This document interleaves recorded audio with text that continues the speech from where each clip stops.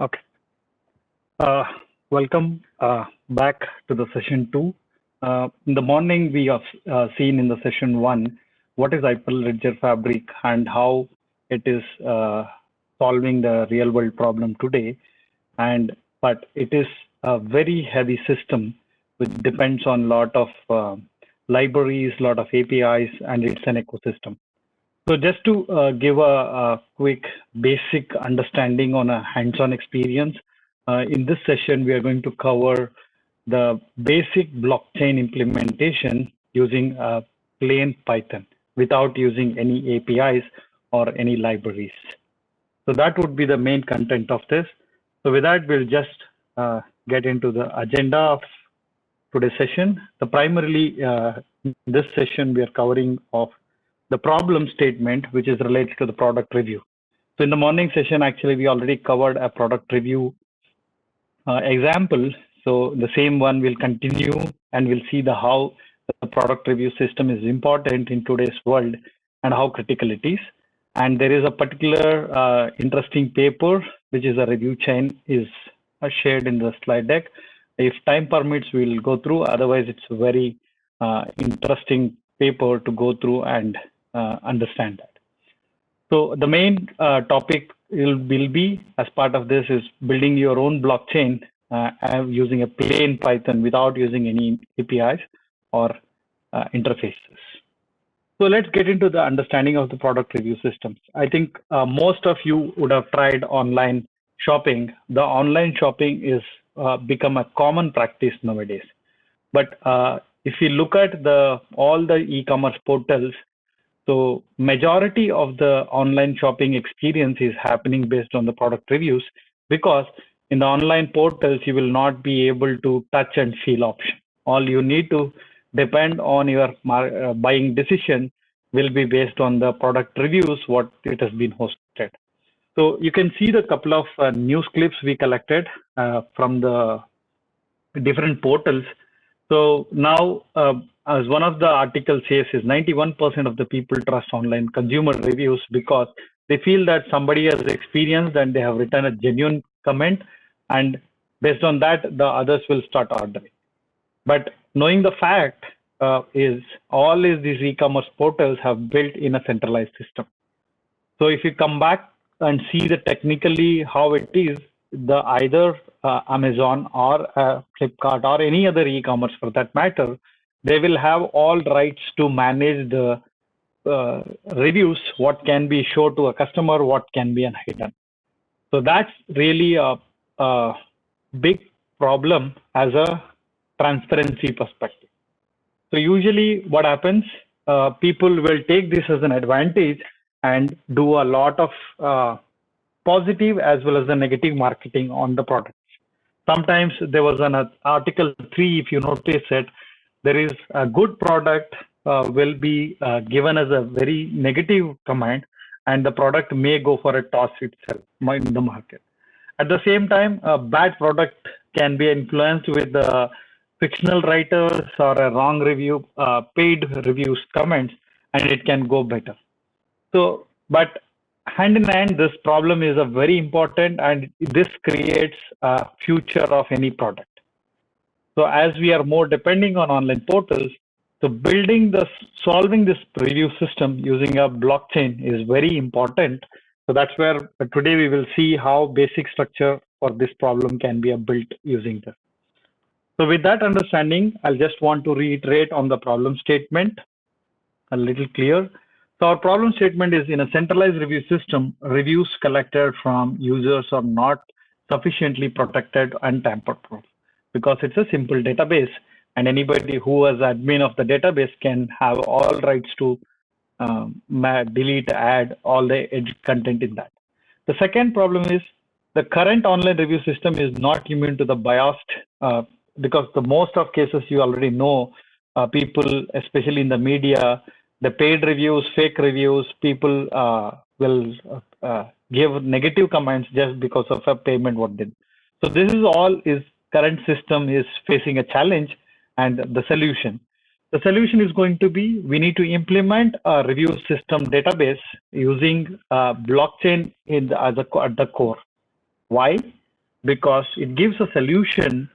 So when you build it, no individual customer can own the entire database. So it is distributed ledger. And also the basic advantage what we get from the blockchain, the data can be entered and data cannot be diluted. It's an immutable property which is blockchain is carrying. That's a big advantage in the solution we get from the blockchain perspective. And the second thing is, instead of we collecting the data from the review systems from the people, we can also go and implement an IoT-based interfaces. The devices itself can give the performance rating. So particularly, we tried out this concept for a Dell laptops in our company. Is one of the idea for a competition we did. So we just wanted to showcase that capability to you basically to see how blockchain will be useful in this. So with that, I'll hand over to Aditya to go over an architecture and the demo part of this. Hello everyone. See, the architecture is simple for review engine. If you give attention to the blocks here, this is a blockchain supported by the nodes. N1, N2, N3 are nodes. These nodes supports this blockchain. In blockchain, each block is connected by the hash of the previous block. That's how the the blockchain is created. The next block will contain the hash value of the previous block. So whenever a user submits a review, it is after some amount of review, it is made into a block and inserted as a block in the blockchain, so that we provide trust, reliability, and everything. Also, the data from the local machines are collected, which will be made tamper proof. Yeah. So can we go to the next slide?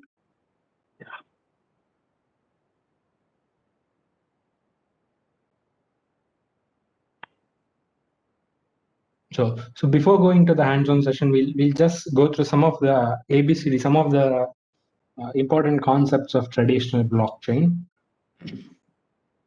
So what is a blockchain? If you want me to tell in a very simple way, blockchain is a specific type of database. You store information in the blockchain in form of blocks. You can view it as a specific type of blockchain where you can never ever delete something, because the blocks are connected through hashes of the previous block.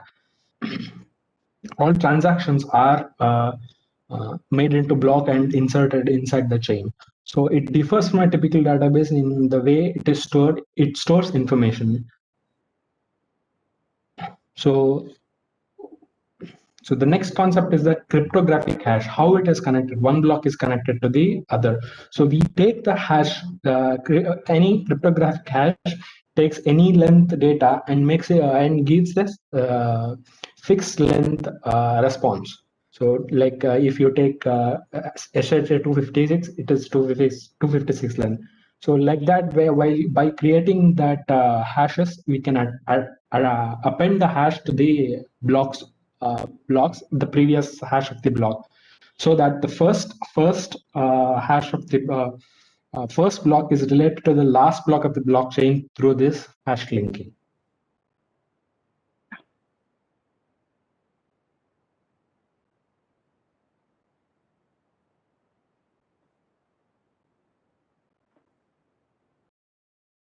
So the next concept, interesting concept, is a proof of work, which is used in traditional blockchain.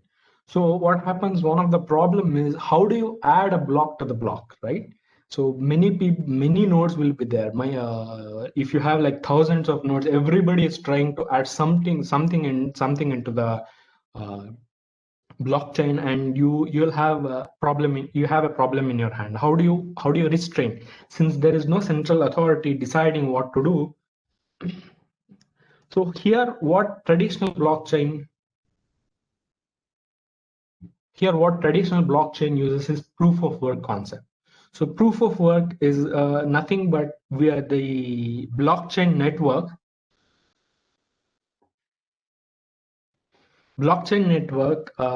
uses it decides whether to add a block or not, depending on whether you have done enough work on that block. How it does it presents whichever node is trying to add the block with a challenge. That node should come up with a solution. For example, calculate. You can come up with any challenge. Calculate this function, mathematical functions.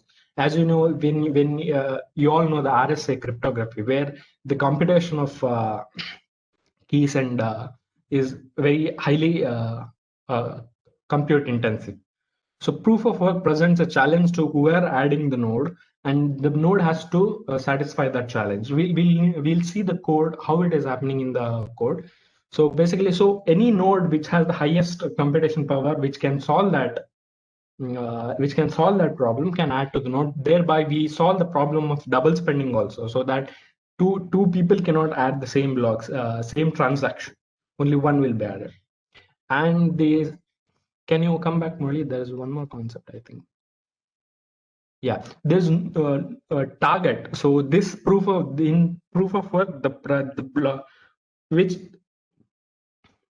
the challenge with the blockchain offers is the target, and the nodes have to solve that problem and get back. That is the solution. So next, can you go to the next slide?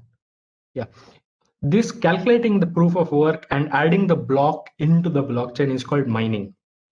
So if you are aware, now miners have a lot of computation power. So many servers, because the challenge put forward by the blockchain is very high. It is actually creating a hash function which takes a lot of time, lot of computing resources, and these miners charge something to the users, charge something to the people who want to add the block for their mining activity. Yeah, before you have any questions, before I get into the code, you can put in chat.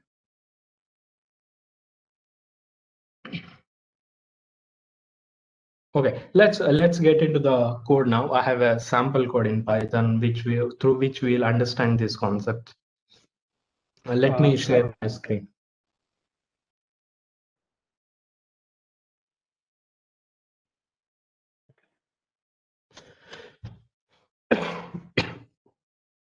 Sorry, my share icon is disabled. I think Dr. Bhargavi, you have to make. Yes.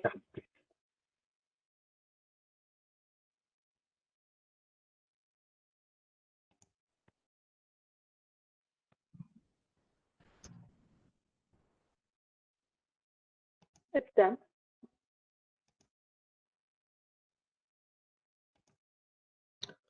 Okay, let me know when you can see my screen.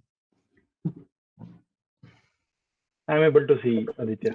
So for this session, you have to use Ubuntu machine 20.04.1, which I have shared with you. The name is like that. Sorry about the name, but when you land on the page, if you see HF demo, then you're in the right machine. If you see only demo, then you are in the wrong machine. Load the other one. Okay. The password I have shared, here the password is HF 8112020.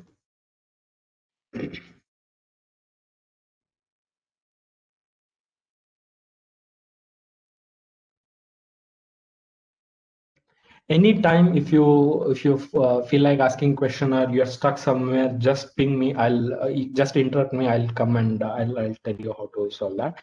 So what we will try now is that try to run the application which I have provided. It is a simple application.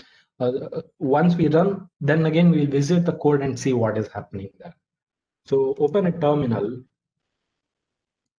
In the terminal, you can navigate to simple blockchain. There you can navigate to HF.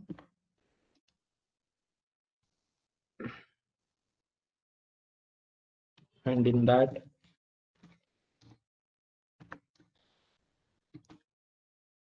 Yeah, so you can navigate inside simple blockchain inside that HF demo, and inside that you have a blockchain folder. Inside you have a file called runserver.py.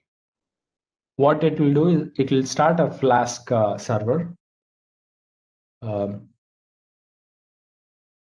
Whoever trying this out, please let me know whether you could or you couldn't.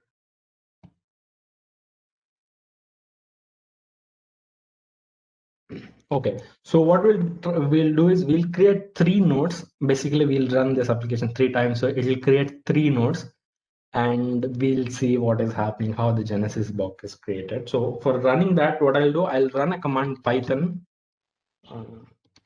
3, then I'll give run server. And for this, as a command, we have to pass the port number, because when it is running, when multiple instances are running, we need to have multiple port numbers. So I'll use 8081. Actually, it is better to use because in the helper script, I have hard coded this port number. So I'll start an instance with 8081. So now the server has started. Let's do this exercise and create 2 more 2 more instances. So we will have a 3 node running.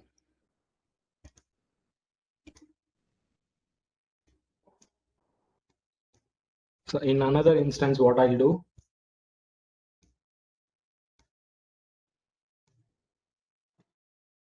I'll navigate to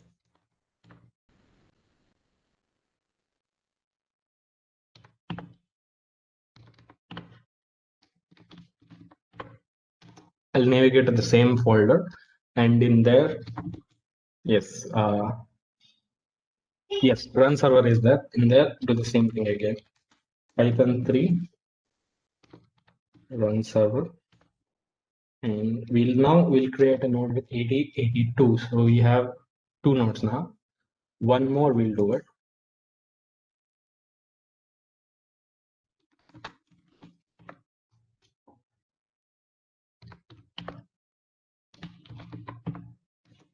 In that Python 3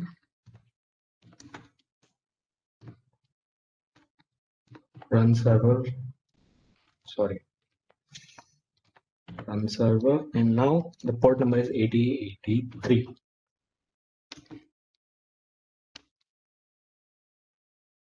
Okay, I made a mistake.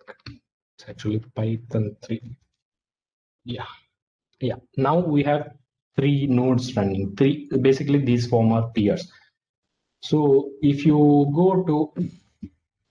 open, you can see the application is running in 000, 8083, 8082, 8081. This is localhost we'll access. So if you go to the Firefox browser,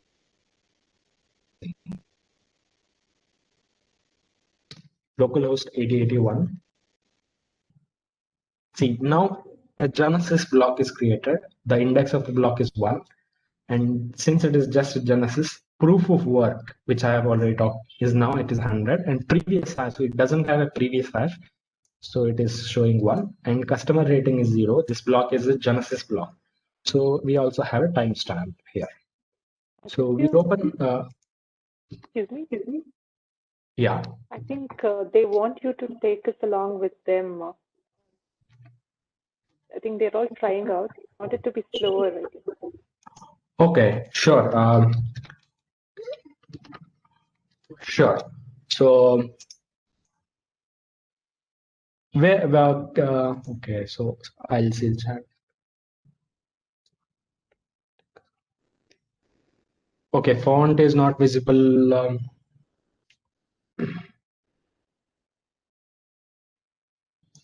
I don't know. I'm sharing in a big monitor. So I think you can increase a little bit of font size.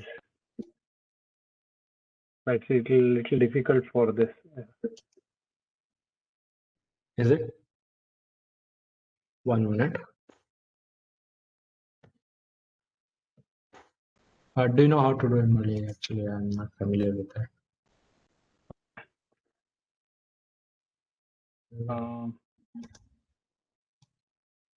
And it will be a complicated on the VM.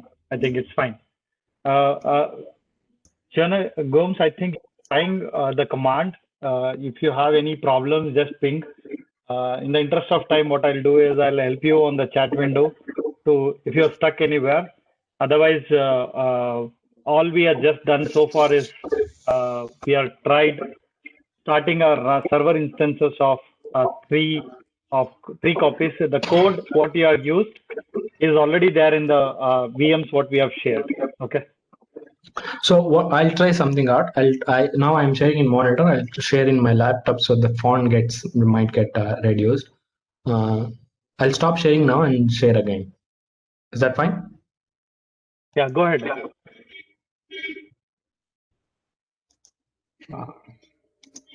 Stop sharing.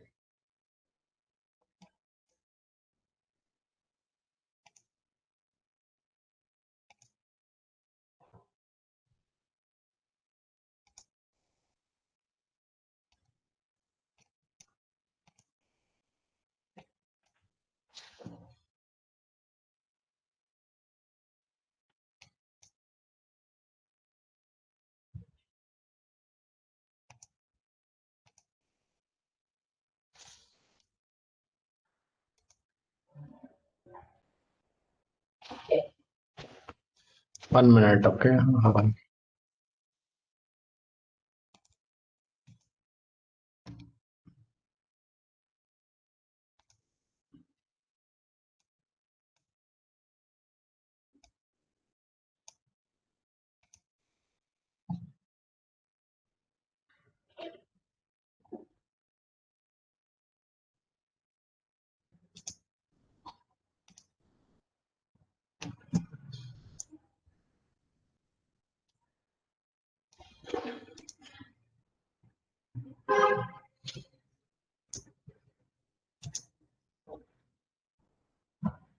Can you see my screen? Actually, I have shared, I think.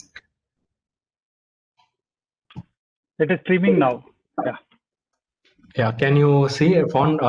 Please let me know if the font is okay.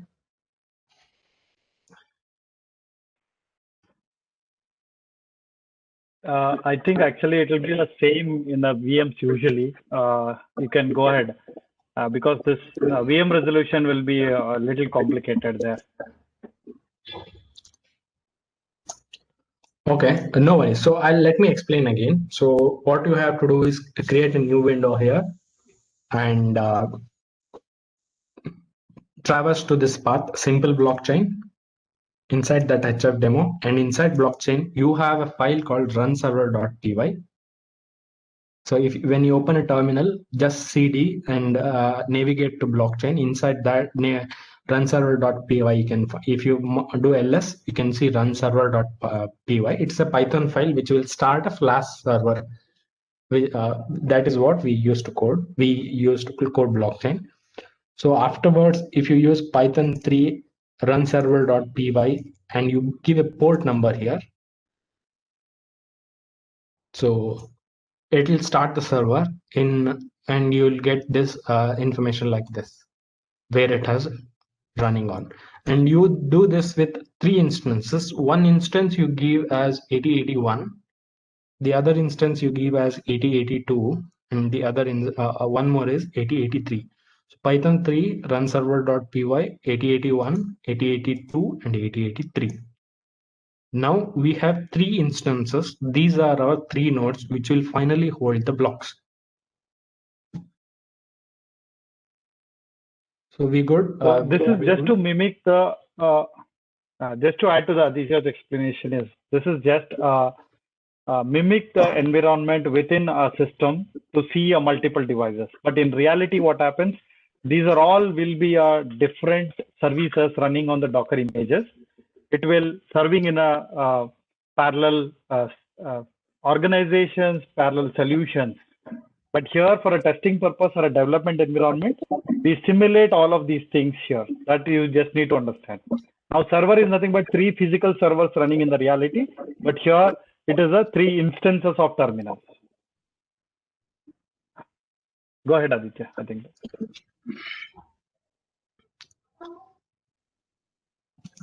Yes, these are 3 nodes, correct. So, okay, next, what is the next step is that open a browser and visit each page. So 8081 we have started, give localhost colon 8081. Then you can see the Genesis block of first node. Another one is 8082, 8083.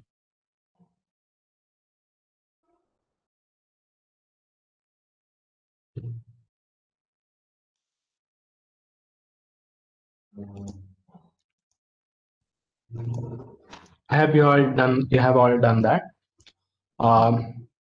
Now what I want to do is we can open in a new window.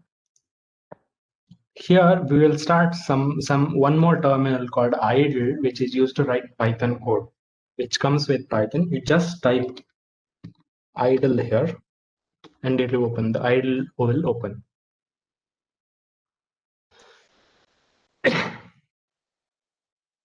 I'll give you some time. I'll go to the step. What you have to do is open a terminal and type idle. This idle, what it will do, it will run a Python shell and give you the control. Now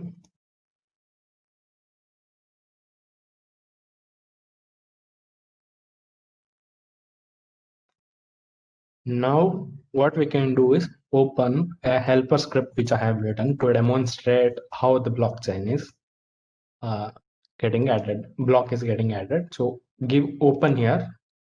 See here you can navigate to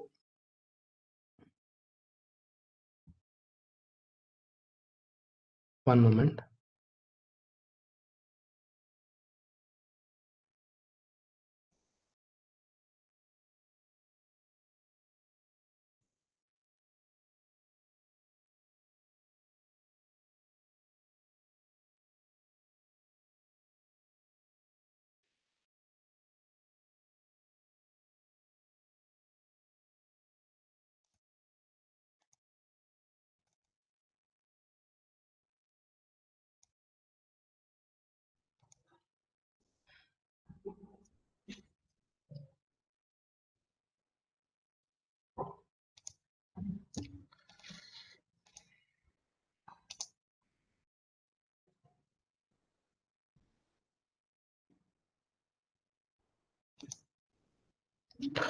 In just a moment, I'll find that script.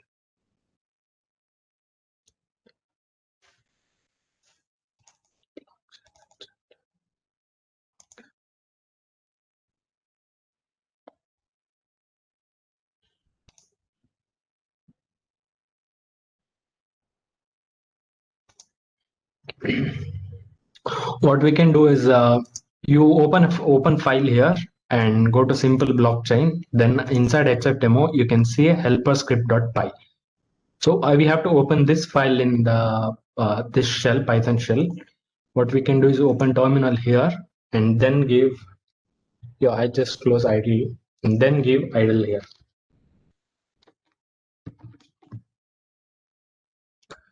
And then if you go to open, then you'll find the helper script.py.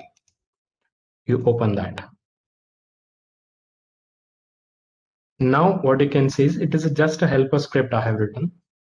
So let me go through that step one more time. I'll close everything, but don't close any of the running instances. These three instances should be running. So what I'll do is I'll minimize them so that we don't accidentally close it.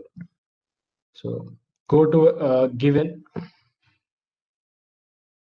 right click on that, go to a new window, navigate to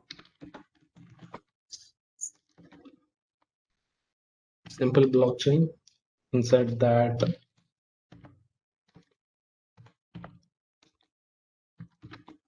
there you can see helper script.py. So here what we'll do, here we'll open idle. So what we opened here is a idle shell, so Python shell. So here if you can file, open, and then you can see helper script.py. You open that. So before explaining, before explaining this, what we'll do is we'll just run it, see what happens, okay? When you're in this file, you give either run or you press F5. Something happened here, right? So what it said, so it'll stop here, let it stop here. Now, if you come back to your opened browser and go to a blockchain, so these are 3 instances. So I'll go to this and I'll refresh it. Now what you can see is you can see we have added 2 more blocks. So you can come to another instance and refresh the same 2 more blocks is here. You refresh and 2 more blocks is here. So all 3 instances are maintaining these 3 blocks. So what just happened? So let's go through the helper script. So what we did now is we took the, let me expand this. We took the nodes endpoint. So 8081 is one node, 8082 is one node, 8083 is one more node. So we took that URL, and what we did is we are trying to register that node. Okay, we are telling node one that you have peers of 82 and 83. Node 1 is 82 and 83. Take node 1 and say your peer is 82 and 83. And we tell node 2 that your peers are 81 and 83. And we tell node 3, 83, which is 83, that your peers are 81 and 82. So all 3 nodes have the endpoints for all other 3 nodes. So we registered these nodes so that the nodes will know its peers. Now next, what is that we added some data. So how we do it, we make a post called rating new is our endpoint for adding the data, and JSON data. We posted a JSON data here. Okay, 10 times. But you very carefully observe, we are posting the data to only one node 1 URL 8081. Ignore this line, this is a bug, redundant bug. So here, if you observe, node, we are posting 10 ratings only to node 1. We are not making any calls to either of 81 and 82, either of 82 or 83. So when you come back here and see 81, we have the data, see rating data. But if you see the blockchain, the second 8082 and 8083, they also have that data because it's a distributed ledger and they shared the data. Now, if you come back, this is still on hold. So we'll do this exercise for 100. We'll post 100 rating data 100 times for node URL 1 only one. So basically what happens, all the nodes should have this data. So blockchain is shared. We'll know that blockchain is shared. So it is asking whether continue. I'll just give enter. And now it starts adding blocks. If you come here and give refresh to any block for that matter, you'll have the data, blocks of data getting added. You come here and you give refresh, you see the blocks. Even though you're adding to only one instance, it is shared between all the 3 nodes, shared among all the 3 nodes.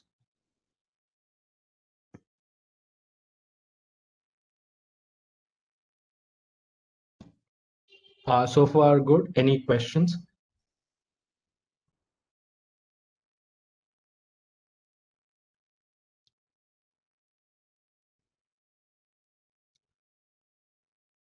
So I'll let you explore. Give me 2 minutes. I'll be back. Okay.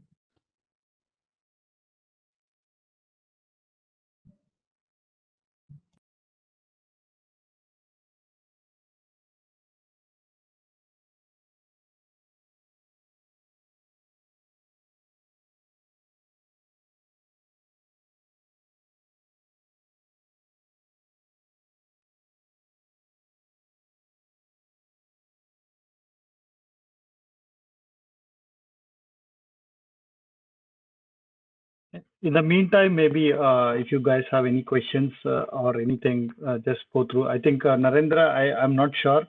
I'm seeing refresh screen rate is better. It's okay. I think we are following. If you have a specific issue, do let us know. Others, maybe you guys can confirm. Is that screen refresh is better, or we need to go a little slow? All we need to do is just a pause after the screen refreshes. That's the only thing we can do. So do let us know if you want to slow down a bit on after transition from screen to on a screen. Otherwise, I think maybe Narendra is particularly facing some network issue.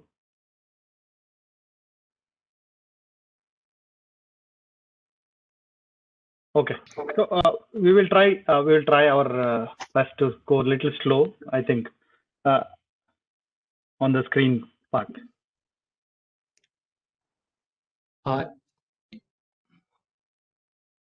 Yeah, am I going too fast? No, I think due to the network, the transition from a screen to screen is going a little fast. I think some people might not be seeing the screen what you are presenting.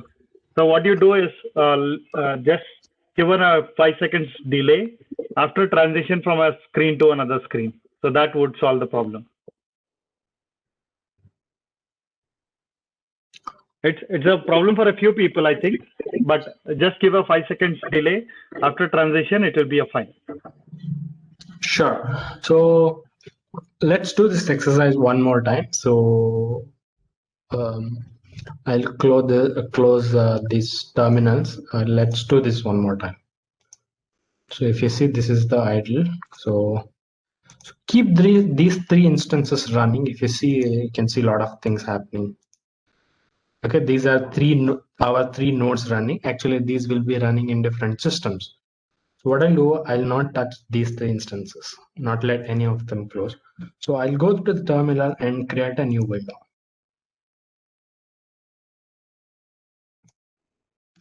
Here, what I'll do is I'll navigate to my helper script. How I'll do it, cd sample simple network in that direction. If you navigate, if you ls, there is something called as helper script.py. So here we have to start the idle shell. So what I'll type idle. When I type idle and give enter, it will open me an Python shell. So now I let this terminal minimize this terminal. Don't close it because it will close idle. Now if I go to file, open in idle, I can say helper script.py. I'll just open that script. This is very simple script.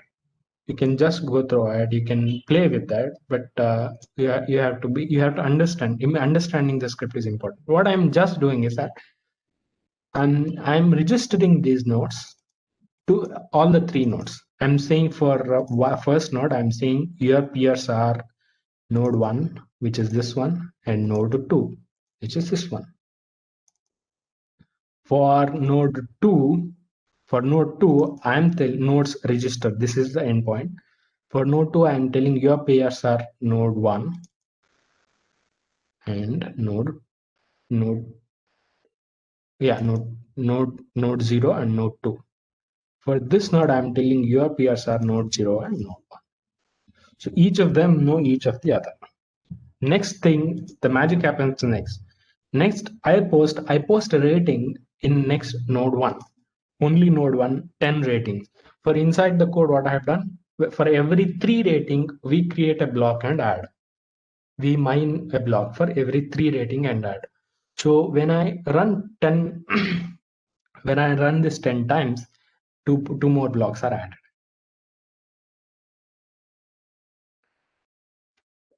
Observe very carefully here. I'm posting only for node 1, but it is getting shared among all the 3. And it is stopping here. And then I'm doing the same thing 100 times so that many blocks are added. So what we'll do this time is we'll increase this. We'll increase 1000 ratings we'll give and run it. So I'll in this file editor, what I'll do, I'll just press F5, or you can go here and run the module. F5, it starts running. So now first these things, first what happened, it registered, you can see all 201, everything went well.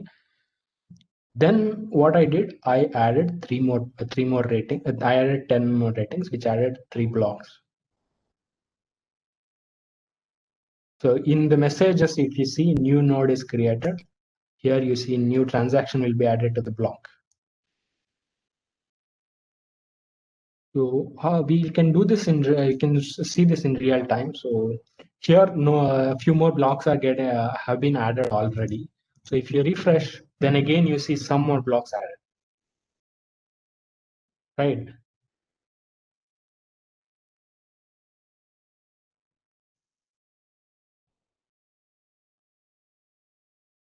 And if I give continue, now what is happening is it keeps on adding blocks.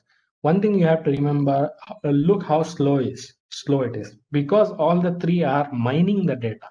Computing is some resource which takes time. Sometimes it gets slow because the computing a particular problem will be so difficult. This will sometime it will freeze. So if you come here and see node 1, look at it. I'm here. I'm at last stage here in the scroll bar. If I refresh, this will get very small because a lot of blocks are getting added. See here.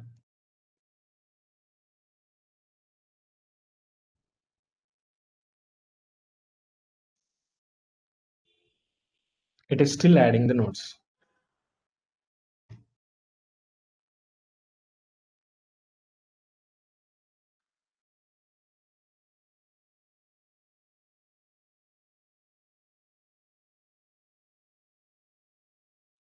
If I give refresh again some more blocks are added. See here, index 174, 175, 176.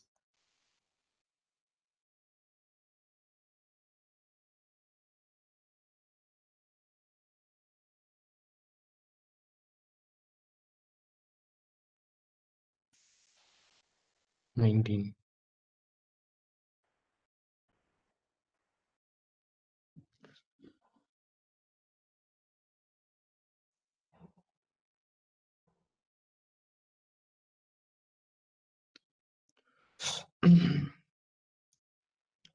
What I'll do is, anyway, it is about to finish. 300 blocks, right? Yeah. So let's go through the code. Don't close any of this. What we'll do, we'll navigate to the code, actual code.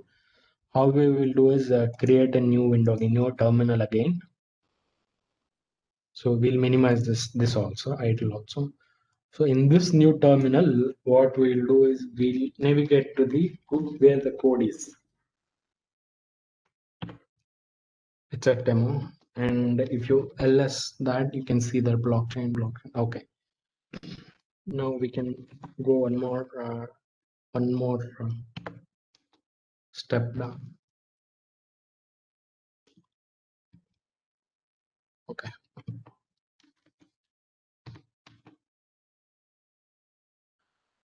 So when you go to simple blockchain HF demo, inside that if you go to the blockchain, then here we'll use a Visual Studio Code. We'll use Visual Studio Code and see what is happening. So what I'll do, I'll write code space dot. It will open Visual Studio Code. So I hope so far everything is good. If you are stuck somewhere, ping, just put it in chat.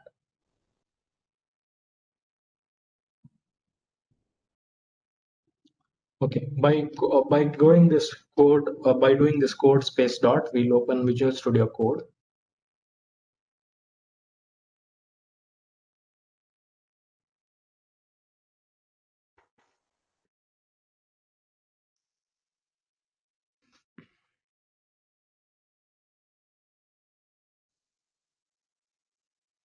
the run server script. This is just a Flask script. We are not interested in. We are interested in views.py. If you go to in the blockchain folder, you open blockchain, then you have a views.py Python file. Just open it. Double click should open it permanently.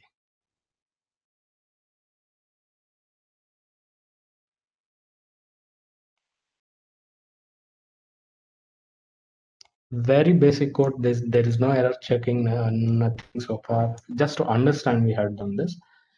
So what we will do is, I hope you can see this all right. We'll go through this code, what is happening inside. So this blockchain is our class which is handling all the things related to this blockchain. The instance of this class is handling our blockchain processes. Aditya, I think you can go to the view and increase a little bit of view percentage over there in the VS Code. Try doing that. Let me see. Yeah. Let me see. Mr. Zoom. Where is it? Can you see it? Yeah, open view. I think there's an editor layout. I think I know the shortcut. Control plus, I think. Yeah, I think this is yeah. I think this is better. I think others also is able to see. Sure. So let's go through this. So blockchain is a class. Python is a very simple interface. Even though I'm going to explain even if you don't know the syntax. This is a constructor. Init function is a constructor for this class. What is happening inside is you can see that some of the variables, class variables we have created. This chain is there, right? This is our primary blockchain. We are not using any database. We are not using fancy anything. This is a chain. This is in-memory blockchain, what we have. Along with that, we have a list of ratings. If this list of rating reaches 3, count 3 or more, we add a block to the chain. Every rating adding a block is costly. So we have a set called nodes. This will contain the peer nodes. What are the nodes connected to this node? Okay, so what we will do, we'll talk about this nodes first, how everything is getting balanced, and then we'll come back to new rating and mining operations. So along with that, you can see here new block function is that this new block creates a new block. This is our Genesis block. Okay, now so the first thing what we did in this Python script is registering the nodes, right? We have to tell the node of every node that what are its peers. So we'll do that. We'll go to a function register node. We are calling this endpoint. What happens here is that when this endpoint is called, we get a list of nodes which is passed here. This list of nodes. We are passing it here, right? We get this list of nodes. This is just error checking, and we'll register it. If you go to definition of this function, you can see you receive a node address here. So you use this. This is just checks whether the address is valid or not, parses the address, and you add the nodes with the address location. A node is a set, and you just add it. So in the node set, you will have all the endpoints of other nodes. Okay, so and one more function related to node is that balance node. What balance node? It is not enough if you just give its links. All the nodes should have all the rest of the chain, right? It has to be balanced. When this function is called, what happens is that it takes the chain length of the it takes the chain length, and what it does for each node, it queries the chain. It says each peer node, it says, give me your chain, right? Give me your chain. What it'll do, it'll request a get request. So the chain is returned. This chain, it'll take the length and the chain. If the length is max, that means more data is there. If the length exceeds the current max length, that means a new block is added to the chain somewhere in some node. So what it'll do, it'll get that if it is max length, and validate chain is function is called. We have to validate the chain. If chain is not valid, we are not supposed to add. If these two passes, then we assign the chain. We assign the chain. So using this in short, what balance node doing is that it is balancing its own chain with all other nodes, so that at a given moment, if you keep calling balance node, all the nodes will have same data, same blockchain. Okay.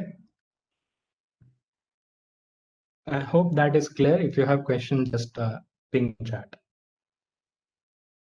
Now, next, I said we call. Let's come to an interesting part. Before that, we can go to the new block. How new block is created, right? So this new block, what it will do, it'll create a block and adds to the current chain. How it will do, it'll accept self is just a constructor parameter. Self is just a class parameter. You have to pass all the function with this self, and it accepts the proof of work. When adding a new block in the blockchain, it accepts a proof of work and previous hash of the previous block, right? When you're adding a new block into the blockchain, what you have to get is one is a proof of work and the other is previous hash. So and this while creating, you create a index, proof, previous hash, and this is our data, which will be in our block, customer rating. It might be anything. For now, it is customer rating, transaction data, and timestamp. And what it will do, it will add it to the chain. That's it. This new blocks function is done. And new rating, it will just add the rating to the rating list, which will be then when it is big enough, it will be added into the block. So let's come to the interesting part called proof of work. How are you going to calculate? How are you going to generate proof of work? Okay, in proof of work, what happens? You take the last block and you calculate the hash of the last block using this hash function. So you calculated the hash function, then initially set the proof to 0. And you keep on incrementing this proof by validating the proof of work. You last block's proof, you take it and you pass the proof of work and you pass the last block's hash. And this validate function, for now, if you forget it, what is happening inside, what do? It's like a luck thing. You keep on incrementing this proof, and when this validate function returns true, that means you have already mined, you have already created a proof of work, and you return that proof. Please let me know if you have a doubt on this proof of work. So this proof of work, using this proof of work, you're calculating your proof of work, which is to be which helps in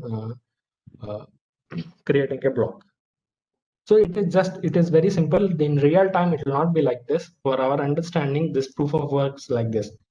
You validate, you start with 0, you validate that proof of work. With last block, these things I'll explain in the next part is this, I'll explain it. So when you hit this, where for one value, nuance, for one of this value, you will get that proof. This function will return true. So if you might say, there is a chance that you might not even get this proof of work. There is a chance. It will take a lot of computation power to calculate that proof. but so far we are able to run the application, right?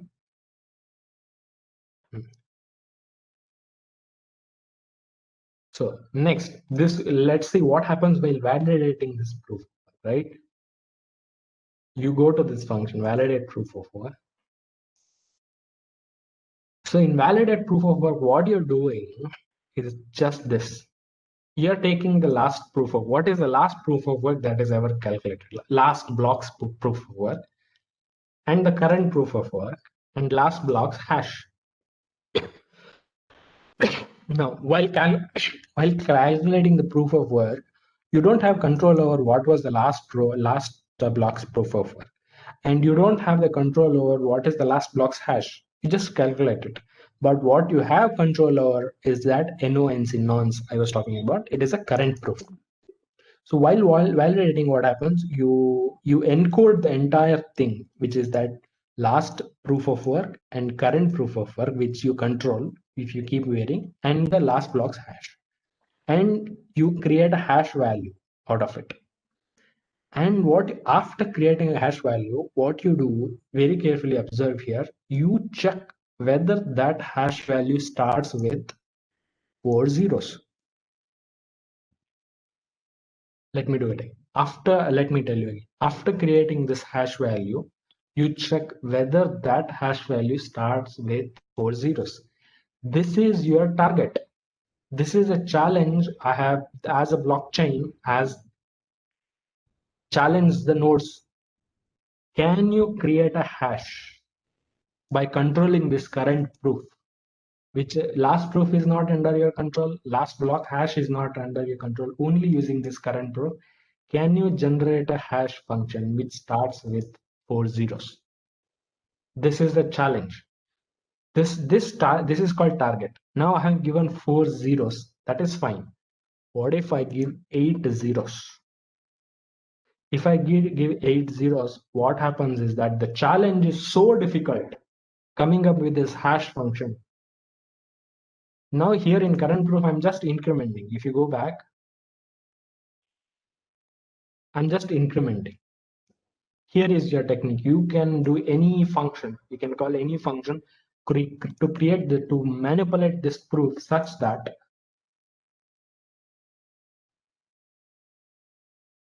this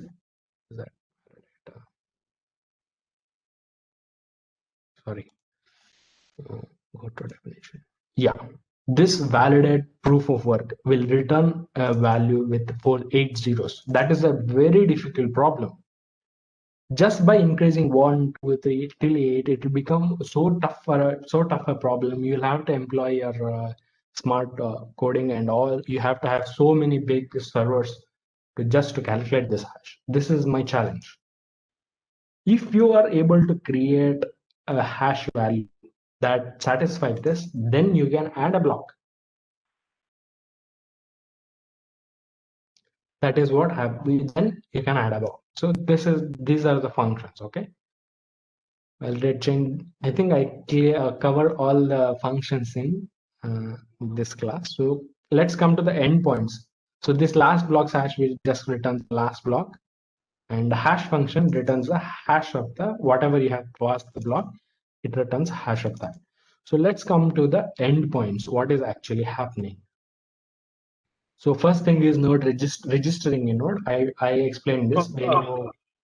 Aditya, just a quick addition to the concept explanation, because some people may get confused before on a private blockchain and a public blockchain.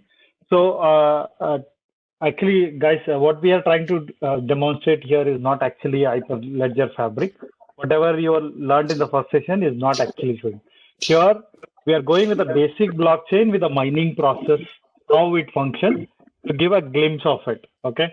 So whenever Aditya is explaining a concept of miners and a challenge of hash calculation, is purely resource, the method which is used in the public blockchain, because that's an eligibility criteria to add the becoming a node of the peer network.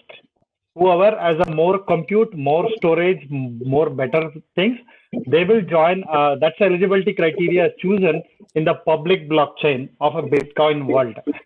So we are trying to mimic that concept over here, not basically Hyperledger Fabric. Hyperledger Fabric example you will see in the session 3. There exactly what is the challenges or a business challenges what we have in a public blockchain is being resolved. Okay, so that clear differentiation you guys should have when you are understanding these concepts. So yeah, sorry Aditya, I think go ahead. No, that's fine. No, that's fine. So I have explained register nodes. Then let me explain this. What happens when you add a new rating, right? When you add a new rating, for example, in the script you say you keep adding a new rating, right? Here, when you add a new rating, I'll get the JSON data. I'll add it to the customer rate. I'll add it to the new rating. I'll call the function new rating. If we go to the definition, what it does is it appends that rating to the customer rating list. That's it, and returns the index of it.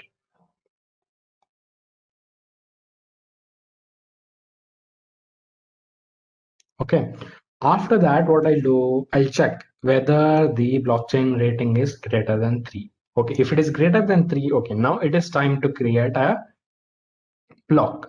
How will I do that? I'll mine the block. So I'll say, okay, we have enough customer rating, mine a new block. This in the real time, these miners, these blocks, nodes, and other nodes will be different. Now we have everything in one place. I'll say mine and I'll give the appropriate response and done. So let's go to the mining function, what actually is happening. When I come to the mine, okay, now it is time to mine. So we have some data in customer rating. What we'll do, we'll take the last block, okay? Whatever it is there, we'll take the last block and generate proof of work for that last block with the use of last block. Okay, now we have this here. If the proof of work is very complicated, very difficult, it will be blocked here. We'll generate a new proof of work, and we'll also generate hash of the last block. Now what I'll do, if these two are success, then I'm good to add a new block. Now what I'll do, I'll go to the block, I'll add a new block with the current proof of work and previous hash. A new block will be added, and here is another interesting part. Now I have added a new block, but I have to notify others that a new block has been added, right? So what I'll do, I'll call all the nodes, all my peer nodes, the balance function which I explained earlier. So what I tell my peers that, okay, now I have created a new block. I have received a request. I have created a new block. All of you balance with my chain code. All of you balance with my blockchain. So what happens here is that all of the other nodes also balance their chain code with this one new block. When it is successful, then I return 200. Okay, now a new block is added. And that's all there is for this code. So let's go through this one. These are our node list. Now it will be more clear for you when I explain. So you take one node URL, you're saying this node that your peers are node 1 and node 2. So this register nodes.register is called there. And I repeat for all other nodes, and I keep putting data in node 1. You can change it. You can put it in node 3 also, change the code. And the same thing will happen because others are also getting balanced.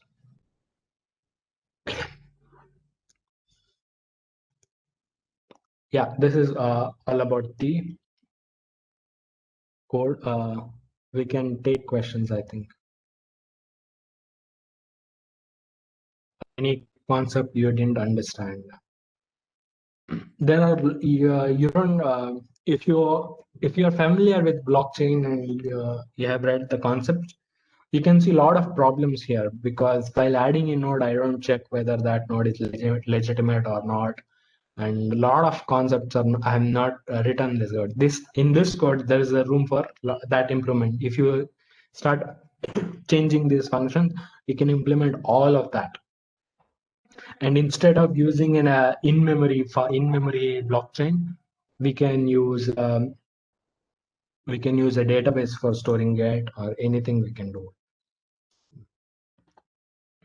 And you can do one more exercise. Here, all the 3 instances are running locally. You can connect to a LAN and register this URL separate you can run it in separate machines, register them, write a script to register them properly, and try keep adding the blocks. Whether you can see that over the networks, blocks are getting added or not.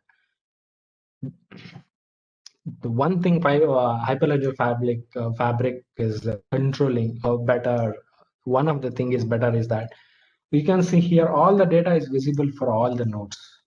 It is getting shared, right? None of it is private. It is public blockchain.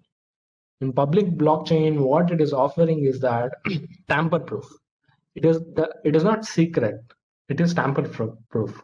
And if you have to control, so tomorrow what I'll do, I have a lot of money. I'll bring a computing resource which is so high. I'll beat all other nodes. I'll keep adding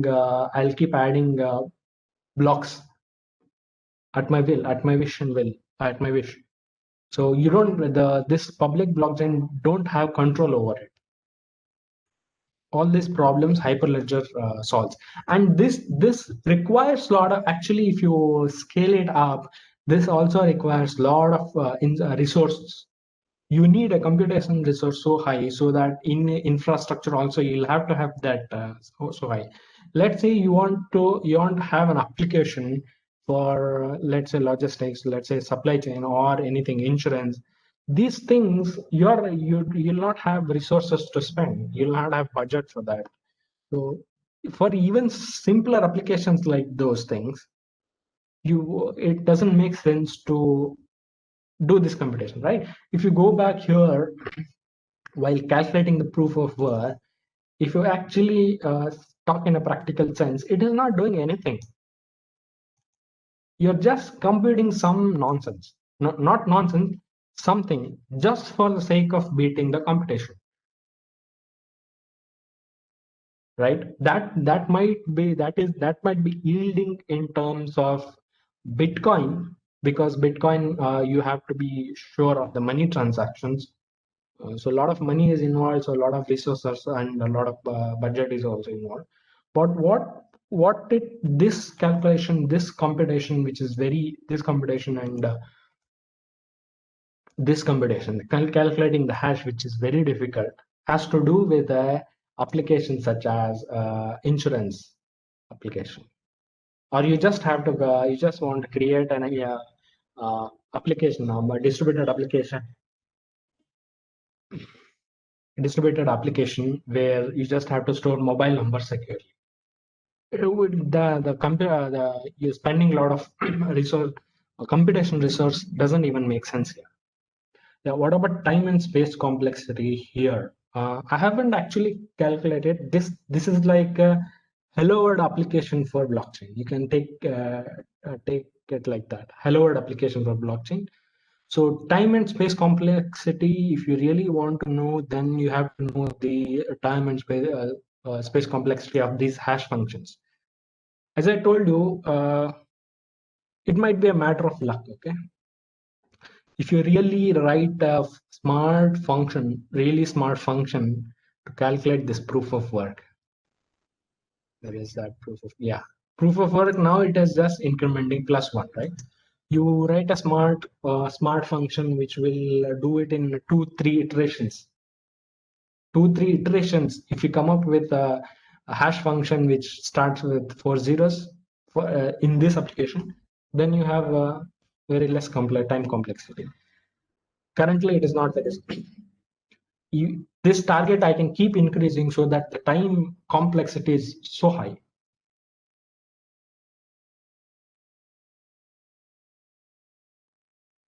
This is the good reason actually why Hyperledger Fabric and why people started thinking of, even though blockchain is started for a Bitcoin and a cash transaction or a financial world, uh, this is literally a virtual money.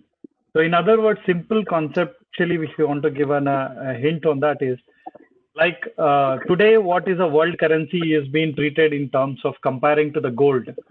The what if blockchain or a Bitcoin world is assuming is that tomorrow the finance is being calculated based on the compute power which country has it. And keeping that as a constraint, the computing resources is equivalent to the gold in the current scenario. So because of that reason, the few countries like China and other countries are investing huge money on the computing resources and claiming the more holding on. It is nothing but I have a more gold and I have a more value right now. In the future, what happens? I have a more compute power and more value. That is where still a concept of Bitcoin is still lot unknown to the financial world and people are not accepting universally, but still it is in its own mode. It is available and it is existent. Whoever is, I'm not sure how many people would have been tried doing the mining process and Bitcoin collection and things, because a lot of people have started. And it is, even though it is officially legal, few people have started in India also, but outside it is very high. But our interest, our topic over here, important thing, what I want to claim is, so Hyperledger Fabric or another aspect of this is conceptually what we are looking at, how blockchain, how security can be implemented, how more people can be involved, how peers can be involved, how endorsers can come in. I use this base theory and how we can solve other side of the problems, which are not involved in the money, which are not involved, but the concepts what we built will be useful in the outside of the currency world, which is especially in a supply chain, agricultural chain, IoT, lot of examples which we saw in the session one. So that is where Hyperledger Fabric has been built, and lot of attention from the industry side or a business side is going towards that than in a Bitcoin. Bitcoin is their kind of a gambling. Few countries are still playing, but not really in a research, or maybe nobody knows actually what's going to be an end of the Bitcoin. It is really a complex world over there. But our interest, industry is not looking. Industry is looking at in a different world, which is how these security, immutability, and the secure features what blockchain is having to a specific features which we want to build for better systems than centralized systems. So that's actually our aim. That's where we target in the session 3 more on other application, which is going to be e-voting application. You will understand more there from that perspective. Yeah. Okay, as requested, I think we can try to run a trace this through debugger. So what I'll do, I'll stop this 8081 instance, okay? And I'll try using a debugger. If I start this, the run server.py, if I go to this file and start the debugger, the server gets started here. So can you tell me what part you want, what variables you want to see? I'll use that. I'll use that.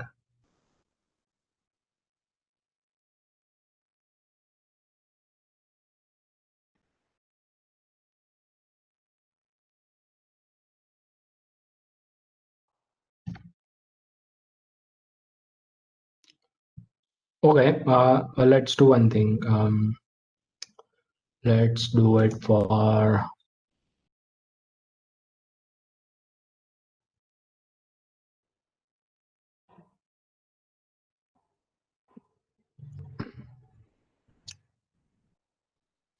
register node. Okay, we'll do it for registered node, and then we'll check for chain.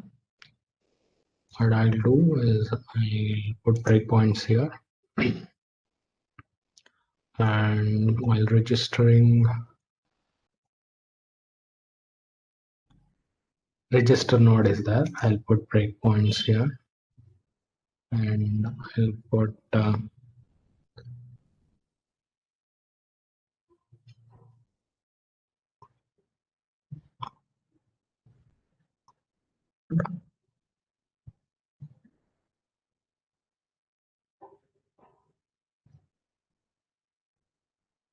put it here. Let's see.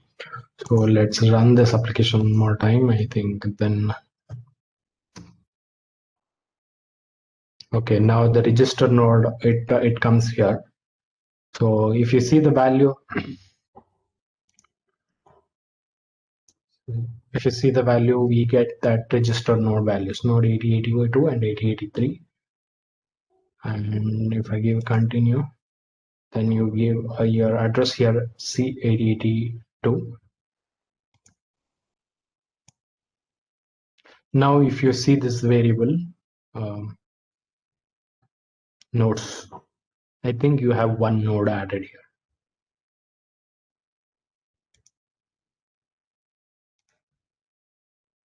So that is all the register node has to do. Then I can give continue.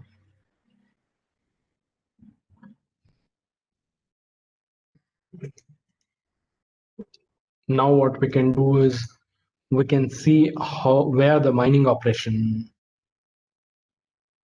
is happening.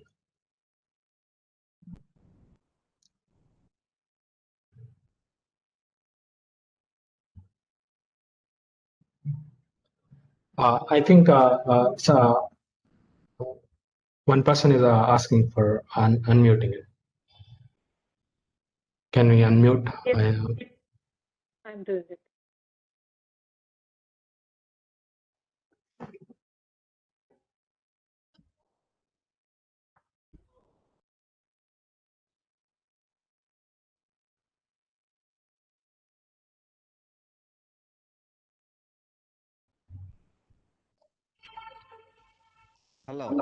Hello.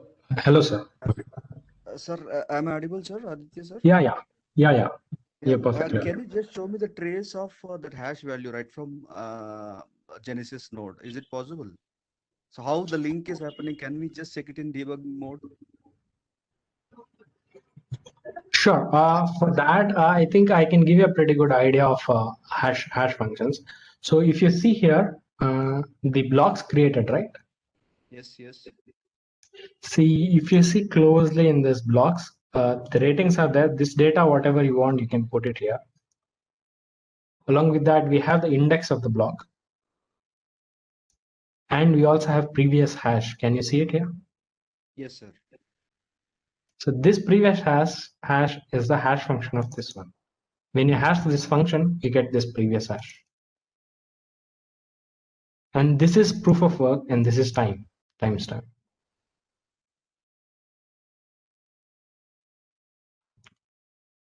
Okay, so what we'll do is, as you asked, we'll mine this. While mining, we'll see the calculation of hash.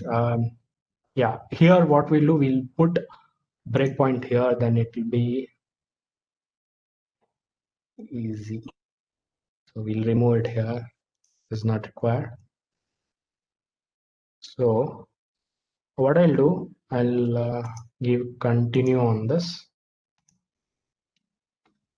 So now it received. So the last block I have received, this is the last block. Last box, previous hash, this one. Now the proof, my proof is 0. So while validating what I'm passing the last block's proof, that is 250. Current proof, which I can control, that is 0. And the last block's hash, just this one. Yeah. So now I'll give continue. Yeah, the validation failed. That's why it again came back. Now the proof is 1. Last block's proof is again same thing, but the proof I am controlling. I don't know how much iterations it takes. Let's do one thing. In the mine, when the mine is successful, right? This one is successful. We'll put a previous hash. We'll put a breakpoint here so that when it is successful, we'll know it is successful. Otherwise, it will just exit. So I give continue. I have not got proof yet. You're getting? Yes. It's still calculating so many iterations. I don't know whether I can calculate or not. See, we have reached still 29, not yet. So we'll go to this function again, validate proof, and see what is actually happening. So if we put breakpoint here, and we'll do all this three and continue. It comes here. So last proof I have 250, current proof 30, and last blocks hash. What I'll do, I'll format it. When you format it, you get this format data, and then I calculate the hash. When I continue, this is my temporary hash. If you see, it doesn't start with 000. That is my challenge. Create a hash which starts with initial 0000. So I give continue. Again, it comes back. Again, it is calculating nothing. Okay. So what I'll do is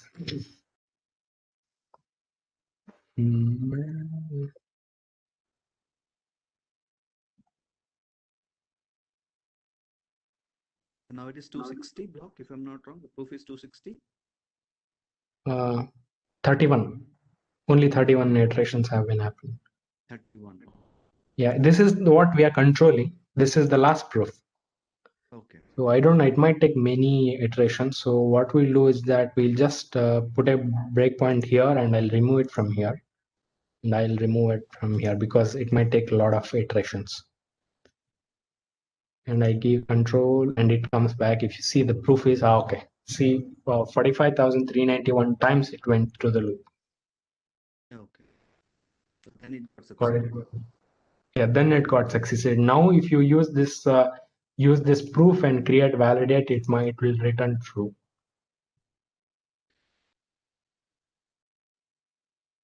And can we see, like, sorry to ask this question, can we see the graphical representation of this in GUI mode? Or graphical representation of what exactly?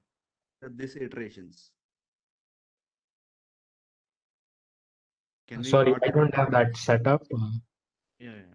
Now I'm just asking, can we plot a successful graph of this where you got Yeah, that? but what are you achieving? What are you achieving by that graph, right? So this number might be anything. It might be 1, it might be 0, even 0. Even in one first attempt, you can get that hash. Who knows? Okay. Some even say it is just a luck creating that hash. Acha. This So hash we function, can right? control It that is so hash. complicated. You see the function here. I'm just incrementing your smartness lies here. From one proof to the next proof, how will you go there, Mhm. right? So unless it gets succeed, you have to wait there. Yeah. So if let's do this exercise. Let's make it really complicated. Okay. So I'll stop this now. I'll change the code. So now the challenge is just 0, right? Mhm. There is a we'll make it eight values, 0, 0, 0, 0, Okay. and we'll make it You're increasing the complexity there then.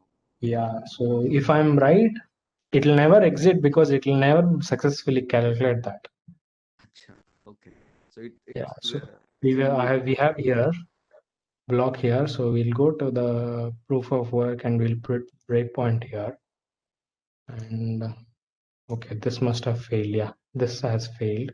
So what we'll do is that we'll run it again. Something happened. Okay, so here no, I'm not supposed to run this. I'm supposed to run this. Okay. Okay, now it got started. So what I'll do is I'll run this file again. Minute. Okay, can you see it got stuck? Yeah. So wait. It is a breakpoint. I think. No.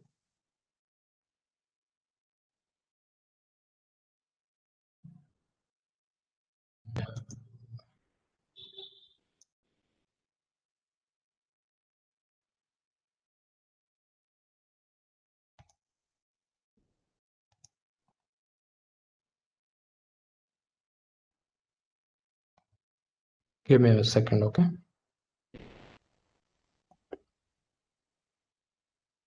Yeah, it got stuck because it is not able to calculate the proof. It is not coming out of this while loop. I'll just pause it. Let's see where it is. And I'll put a breakpoint here and let's continue. Yeah, now the proof, if you see it, see, can you see the proof value? Sir?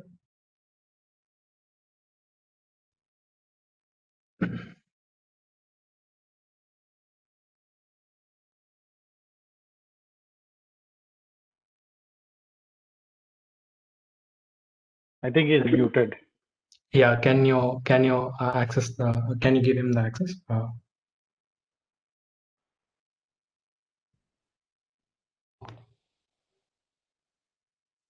Sir, am I audible, sir? Yeah, now you're Yeah, I can see it. I can see it. Yeah, It got proof. stuck. We have There's stuck no here. proof. There's no way of No. calculating it. Again, continue. I can give the proof is not calculated. So is If I it give, 49,000 or 4,97,000? What is the what's going on now, sir? let's see, it's 53 lakh. Acha, ठीक है. So you can use all mathematical functions to smarten this Okay. based on the previous hash. Let's you can calculate it. Okay, this might be the case. All right. So important thing is this is our challenge. I have increased so high. So let's make it a little less complicated. So what I'll do, I'll make it only, I had 4, I'll make it 5. Okay. So can't we go for 2 or 3? It'll be very easy. I mean, Python, right? It'll The execute. complexity there. Yeah, 4 only, it was executing in seconds, right? Yes. So let's make it 5 and let's try it. I'll remove it here because after it got validated, we can catch it there. So I'll start it again. Okay, so not this one, just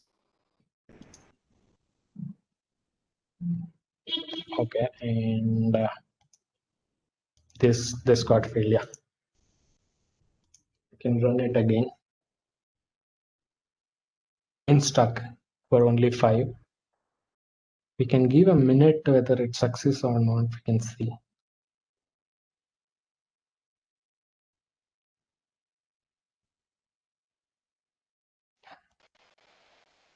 Let's pause it and see where it is stuck.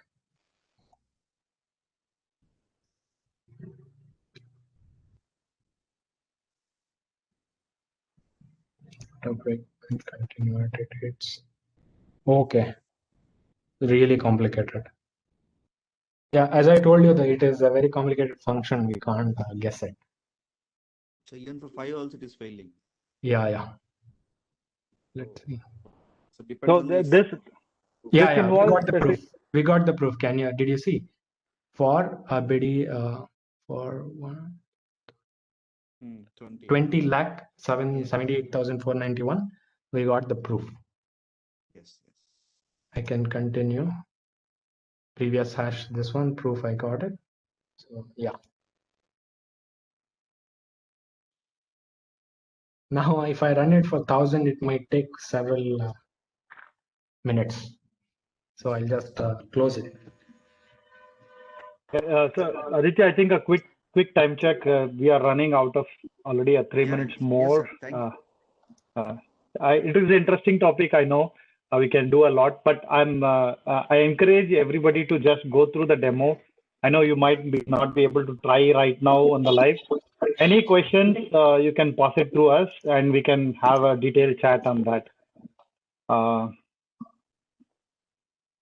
So let's, I think we can take a break now, I believe. And any questions, continue questions in the chat so that whatever is not answered, we will try to answer via email to all of the participants through the organizer.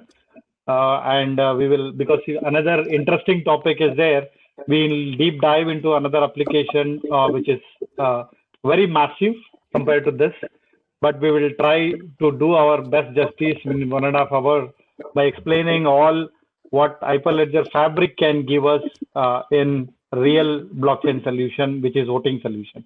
So we'll meet at 2:30 to go through that application. completely. Yeah, okay, Mr. Murli and Mr. Aditya, thank you. We'll meet at 2:30. Sure. Bye. Thank you. Thank you. Thank you, participants. We'll start the meeting again at 2:30. Please join us 2:30.